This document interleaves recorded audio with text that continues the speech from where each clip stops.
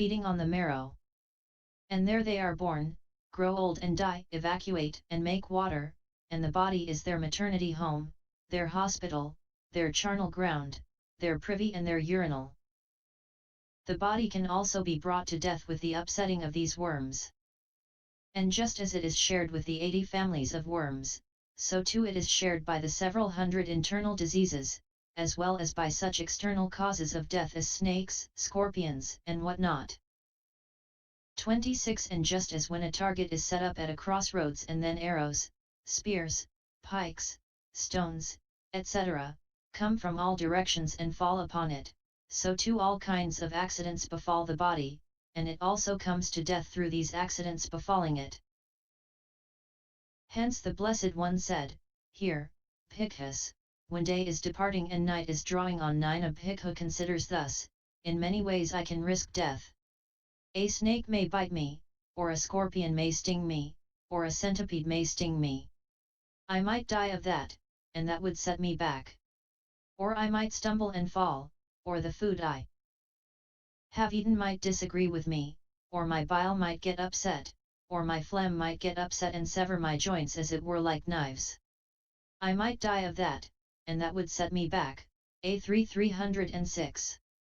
That is how death should be recollected as to sharing the body with many. 27.5. As to the frailty of life, this life is impotent and frail. For the life of beings is bound up with breathing, it is bound up with the postures, it is bound up with cold and heat, it is bound up with the primary elements, and it is bound up with nutriment. 28. Life occurs only when the in-breaths and out-breaths occur evenly.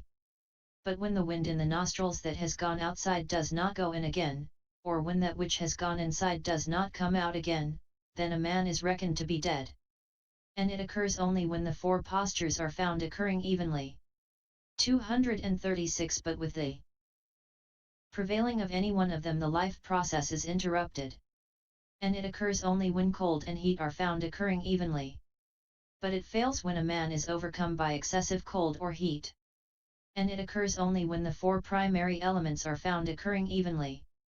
But with the disturbance of the earth element even a strong man's life can be terminated if his body becomes rigid, or with the disturbance of one of the elements beginning with water if his body becomes flaccid and petrified with a flux of the bowels, etc., or if he is consumed by a bad fever, or if he suffers a severing of his limb joint ligatures, cfxi.102. And life occurs only in one who gets physical nutriment at the proper time, but if he gets none, he uses his life up. This is how death should be recollected as to the frailty of life. 29.6. As signless, as indefinable. The meaning is that it is unpredictable. For in the case of all beings, the span, the sickness, and the time, and where the body will be laid, the destiny, the living world can never know these things, there is no sign foretells when they will be. 30. Herein, firstly the span has no sign because there is no definition such as, just so much must be lived, no more than that. For beings die in the various stages of the embryo, namely, at the time of the Kalala, of the Abutta, of the Pasi, of the Gana, at 1 month gone, 2 months gone, 3 months gone, 4 months gone, 5 months gone, 10 months gone, and on the occasion of coming out of the womb. And after that they die this side or the other of the century. 31. And the sickness has no sign because there is no definition such as, beings die only of this sickness, not of any other. For beings die of eye disease or of any one among those beginning with ear disease, CAV 110. 32. And the time has no sign because there is no definition such as, one has to die only at this time, not at any other. For beings die in the morning and at any of the other times such as noon. 33. And where the body will be laid down has no sign because there is no definition such as, when people die, they must drop their bodies only here, not anywhere else. For the person of those born inside a village is dropped outside the village, and that of those born outside the village is dropped inside it. Likewise that of those born in water is dropped on land, and that of those born on land in water. And this can be multiplied in many ways. 237. 34. And the destiny has no sign because there is no definition such as, one who dies there must be reborn here. For there are some who die in a divine world and are reborn in the human world, and there are some who die in the human world and are reborn in a divine world, and so on. And in this way the world goes round and round the 5 kinds of destinies like an ox harnessed to a machine. This is how death should be recollected as signless. 35.7. As to the limitedness of the extent of human life is short now. One who lives long lives 100 years, more or less. Hence the Blessed One said, Bhikkhus, this human lifespan is short. There is a new life to be gone to, there are profitable deeds to be done, there is the life of purity to be led. There is no not dying for the born. He who lives long lives 100 years, more or less. The life of humankind is short, a wise man holds it in contempt. And acts as one whose head is burning, death will never fail to come, SI 108. And he said further, Bhikkhus, there was once a teacher called Arika. A4 136, all of which sutta should be given in full, adorned as it is with 7 similes. 36. And he said further, Bhikkhus, when a Bhikkhu develops mindfulness of death thus, oh! Let me live a night and day that I may attend to thee. Blessed One's teaching, surely much could be done by me, and when a Bhikkhu develops mindfulness of death thus, oh! Let me live a day that I may attend to the Blessed One's teaching, surely much could be done by me, and when a Bhikkhu develops mindfulness of death thus, oh! Let me live as long as it takes to chew and swallow 4 or 5 mouthfuls that I may attend to the Blessed One's teaching, surely much could be done by me. These are called bhikkhus who dwell in negligence and slackly develop mindfulness of death for the destruction of cankers. 238. 37. And, bhikkhus, when a bhikkhu develops mindfulness of death thus, oh! Let me live for as long as it takes to chew and swallow a single mouthful that I may attend to the Blessed One's teaching, surely much could be done by me, and when a bhikkhu develops mindfulness of death thus, oh! Let me live as long as it takes to breathe in and breathe out, or as long as it takes to breathe out and breathe in, that I may attend to the Blessed One's teaching, surely much could be done by me. These are called bhikkhus who dwell in diligence and keenly develop mindfulness of death for the destruction of cankers. A3 305-6. 38. So short in fact is the extent of life that it is not certain even for as long as it takes to chew and swallow 4 or 5 mouthfuls. This is how death should be recollected as to the limitedness of the extent. 39.8. As to the shortness of the moment, in the ultimate sense the life moment of living beings is extremely short, being only as much as the occurrence of a single conscious moment. Just as a chariot wheel, when it is rolling, rolls that is, touches the ground only on one point of the circumference of its tire, and, when it is at rest, rests only on one point, so too, the life of living beings lasts only for a single conscious moment. When that consciousness has ceased, the being is said to have ceased, according as it is said, in a past conscious moment he did live, not he does live, not he will live. In a future conscious moment not he did live, not he does live, he will live. In the present conscious moment not he did live, he does live, not he will live. Life, person, pleasure, pain, just these alone join in one conscious moment that flicks by. Ceased aggregates of those dead or alive are all alike, gone never to return. No world is born if consciousness is not produced. When that is present, then it lives. When consciousness dissolves, the world is dead. The highest sense this concept will allow. 11, Nid I 42. This is how death should be recollected as to the shortness of the moment. Conclusion 40. So while he does his recollecting by means of one or other of these 8 ways, his consciousness acquires the support of repetition owing to the reiterated attention. Mindfulness settles down with death as its object, the hindrances are suppressed, and the jhana factors make their appearance. But since the object is stated with individual essences 12 and since it awakens a sense of urgency, the jhana does not reach absorption and is only access. 239 Now, with special development, the supramundane jhana and the second and the fourth immaterial jhanas reach absorption even with respect to states with individual essences.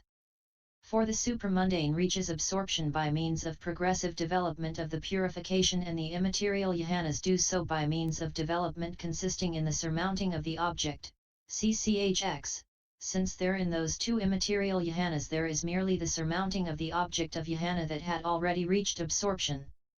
But here in mundane mindfulness of death there is neither, so the jhana only reaches access. And that access is known as mindfulness of death too, since it arises through its means. 41 A bhikkhu devoted to mindfulness of death is constantly diligent. He acquires perception of disenchantment with all kinds of becoming, existence. He conquers attachment to life. He condemns evil. He avoids much storing. He has no stain of avarice about requisites. Perception of impermanence grows in him, following upon which there appear the perceptions of pain and not self. But while beings who have not developed mindfulness of death fall victims to fear, horror, and confusion at the time of death, as though suddenly seized by wild beasts, spirits, snakes, robbers, or murderers, he dies undeluded and fearless without falling into any such state. And if he does not attain the deathless here and now, he is at least headed for a happy destiny on the breakup of the body. Now, when a man is truly wise, his constant task will surely be this recollection about death blessed with such mighty potency. This is the section dealing with the recollection of death in the detailed explanation. 8. Mindfulness occupied with the body. 42 Now comes the description of the development of mindfulness occupied with the body as a meditation subject, which is never promulgated except after an enlightened one's arising, and is outside the province of any sectarians. It has been commended by the Blessed One in various ways in different suttas. Thus, bhikkhus, when one thing is developed and repeatedly practiced, it leads to a supreme sense of urgency, to supreme benefit, to supreme surcease of bondage, to supreme mindfulness and full awareness, to acquisition of knowledge and vision, to a happy life here and now, to realization of the fruit of clear vision and deliverance. What is that one thing?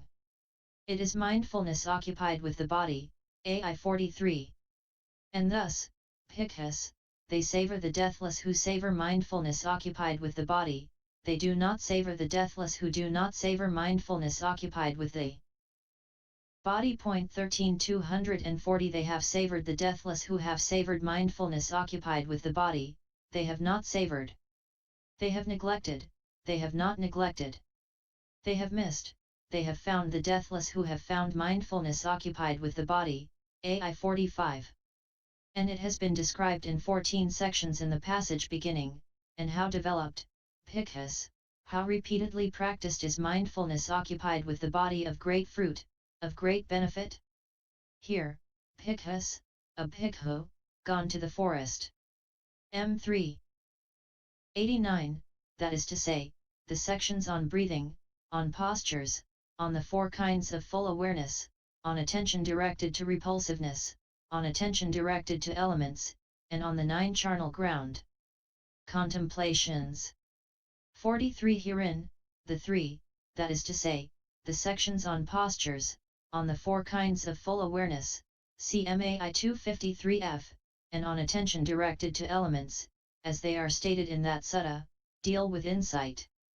Then the 9 sections on the charnel ground contemplations, as stated there, deal with that particular phase of insight. Knowledge called contemplation of danger. And any development of concentration in the bloated, etc., that might be implied there has already been explained in the description of foulness, ch 6.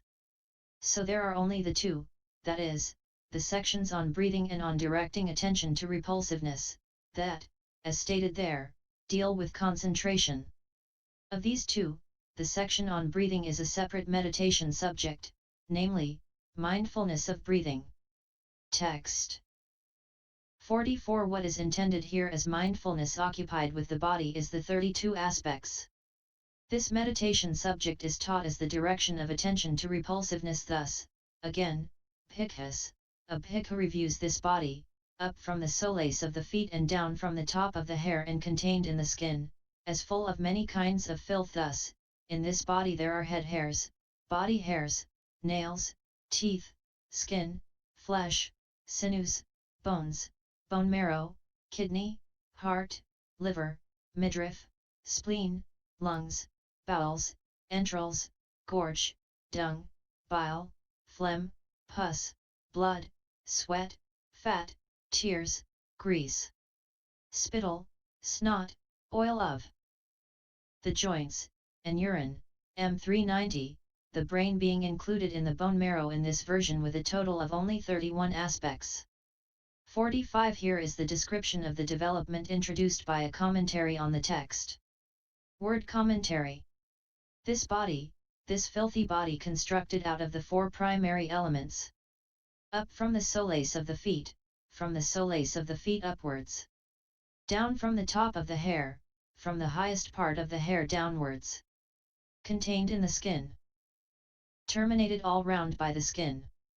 Reviews, as full of many kinds of filth.